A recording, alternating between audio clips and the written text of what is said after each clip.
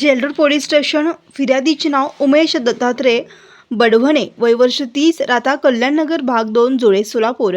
आरोपीचे नाव अज्ञात चोरटा, गेला माल 70,000 रुपयाची काळ्या रंगाची स्प्लेंडर प्लस मोटार सायकल।